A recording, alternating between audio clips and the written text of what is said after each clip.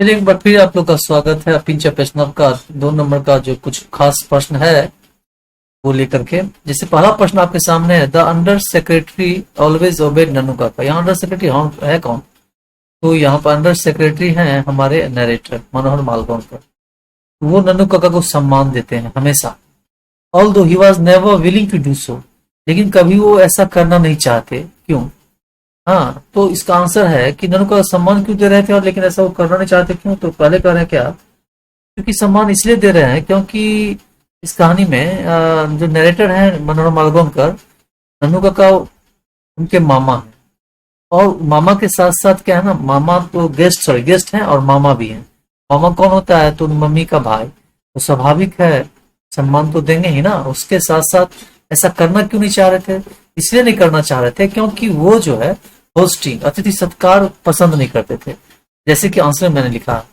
तो ऑथर मनोहर मालगोंकर, लेखक Manohar Malgonkar in his short story, अपने संक्षिप्त कहानी में अपिंच प्रश्न इसका नाम है, says that the under secretary always obeyed Nannu Kaka. मतलब क्या, यहाँ पे अंडर सेक्रेटरी कौन है? तो अंडर सेक्रेटरी की जगह पे आप लिख सकते हैं दैट ही लिख सकते हैं, ही ऑलवेज ओबेड नन्नू काका बिकॉज नन्नू काका was his guest as well as his mother's brother although.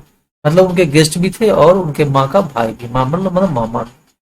हाँ, ही वॉज नॉट, इसीलिए वो जो है उनको क्या कर रहे थे, ओबे कर रहे। He was not willing to do so, वो ऐसा नहीं करना चाहते, क्यों? क्योंकि because he does not like hosting, क्योंकि वो होस्टिंग पसंद नहीं करते थे।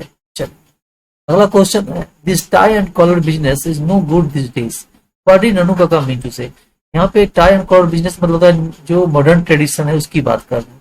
तो नन्नू काका के हिसाब से मॉडर्न ट्रेडिशन जो है, ये आजकल ये जो चल रहा है फैशन, ये सही नहीं। हाँ, किस उद्देश्य से? तो इस कहानी में ऐसा है, तो चूंकि मिनिस्टर से मिलना चाहते हैं, तो मिनिस्टर के मिलने के उद्देश्य से जो है ये टाई कॉलर का जो बिजनेस है ये सही नहीं है, ऐसा नन्नू काका कहना चाहते हैं। तो आप इसको भी अपने हिसाब से ट्रांसलेट करके लिख सकते हैं। वैसे मैंने क्या लिखा, the given line taken from Manohar Malgonkar story of pinch प्रश्न। In this line Nannu Kaka had narrated the importance of traditional dress.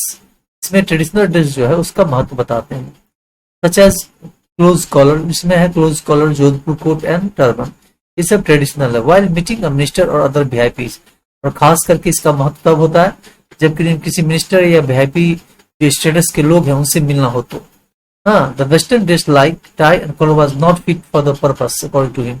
ये जो मॉडर्न फैशन का ड्रेस जो है उसको वेस्टर्न ड्रेस कहा गया है, ये सही नहीं बैठता है उनके हिसाब से इस उद्देश्य के लिए। तीसरा प्रश्न क्या है, हाउ डिड नन्नू काका इम्प्रेस सोहनलाल अतिराम। नन्नू काका सोहनलाल अतिराम को कैसे इम्प्रेस करते हैं? तो आप जानते हैं ना, सबसे पहले क्या करते हैं, अपने आप को वीआईपी स्टेटस में दिखाते हैं और झूठ पे झूठ बोलते हैं। तो इसको आप आंसर लिख सकते हैं, इन मनोहर मालगोंकर स्टोरी ऑफ पिंच प्रश्न। मतलब मनोहर मालगोंकर की कहानी पिंच प्रश्न में नन्नू काका वेंट टू सी सोहनलाल अतिराम, सोहनलाल अतिराम से मिलने गए, and started describing about his VIP status, और अपने वीआईपी स्टेटस को का वर्णन करने लगे, शुरू करते वर्णन इन अ वेरी लाउड वॉइस, बड़े ही जोरदार आवाज में, ताकि सोहनलाल कुड हियर, ताकि सोहनलाल जो बगल वाले कमरे में था एडजॉइनिंग रूम, वो सुन सके। He firstly talk about foreign tours and his contact with politician and ministers. पहले वो तो कितना उनका कॉन्टेक्ट है मिनिस्टर से, पॉलिटिशियन से, इस सब का चर्चा करना शुरू किया। Then he came to talk about Hazrat Barkat Ali. वो जानते थे हजरत बरकत अली के बारे में, जो उससे काम था इसको सोहनलाल अतिराम को, इसलिए उसके बाद हजरत बरकत अली के बारे में बात करने लगे। एम्बेसडर, जो एम्बेसडर था, in such a tone as if they were best friends, इस आवाज में जैसे कि वो बहुत ही अच्छे मित्र हो। And this impress Sohanlal Atiram most, और यही बात सोहनलाल अतिराम को बहुत ही ज्यादा भा गया, इम्प्रेस किया। चौथा प्रश्न है, what important information did he collect at Ratiram's place.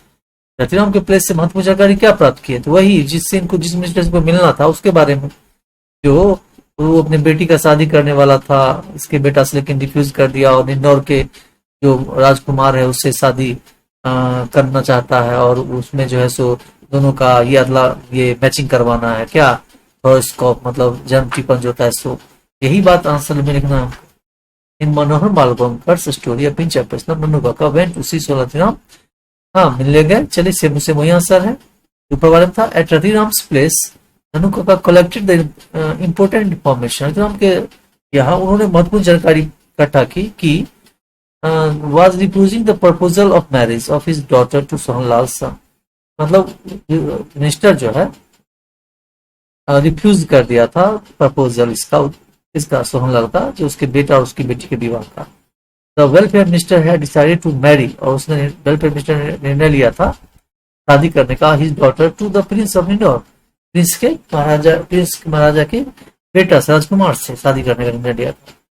और दूसरा इंफॉर्मेशन था, another information received was that the horoscope welfare minister's daughter would match to the prince of Indore. ये हॉरोस्कोप जो था मिलाना था प्रिंस ऑफ इंदौर के राजकुमार से, ये बात। चलिए, ये हो गया आपका इस चैप्टर का विवेक क्वेश्चन।